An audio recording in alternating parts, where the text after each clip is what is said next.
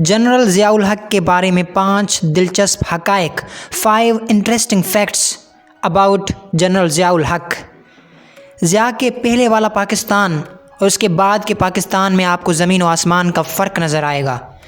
ज़िया ने इंडिया के वज़ीर आज़म राजीव गांधी को ऐसा क्या कहा था कि उसके पसीने छूट गए थे। जनरल ज़िया ने किसके साथ मिलकर रशिया जैसे सफ़ेद रीछ को, जिसे सोवियत यूनियन भी कहा जाता था, उसके टुकड़े टुकड़े कर डाले।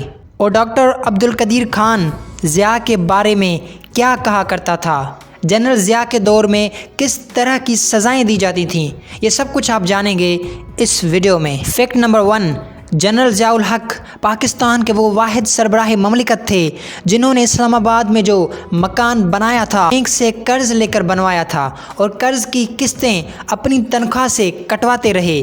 जनरल ज़िया ने कोई भी शख्सी मफाद हासिल नहीं किया। फैक्ट नंबर 2, जनरल ज़ियाउल हक के 11 साला हुकूमती दौर में बेपनाह कौमी और बैनुल अक़वामी मसले दरपेश थे। सबसे पहले सोवियत यूनियन, रशिया जिसे सफ़ेद रीछ भी कहा जाता था, और उसके बारे में ये भी मशहूर था कि जब ये रीछ अपना पाँव किसी मुल्क पर रख दे तो उस पर कब्ज़ा कर लेता था। बहरहाल रूस ने अफ़गानिस्तान पर हमला करके अपनी फ़ौजें दाखिल कर दीं और इसका अगला टारगेट पाकिस्तान था और पाकिस्तान का सदर और आर्मी चीफ जनरल ज़िया था। और एक बात वाज़ेह रहे कि उस वक्त भारत जैसा मक्कार दुश्मन भी हमले की तैयारियां कर रहा था, तो जनरल ज़िया अफ़गानिस्तान से मिलकर रूस के टुकड़े कर डाले और उसे ऐसा सबक सिखाया कि वो सदियों तक याद रखेगा। सबसे अहम बात यह थी कि दोनों मुल्क यानी पाकिस्तान और अफ़गानिस्तान यूनाइट हो गए थे, एक हो गए थे, मिल गए थे, इसलिए रशिया के टुकड़े टुकड़े हो गए थे। आज भी हमें यूनिटी की ज़रूरत है। Muslim countries must be United.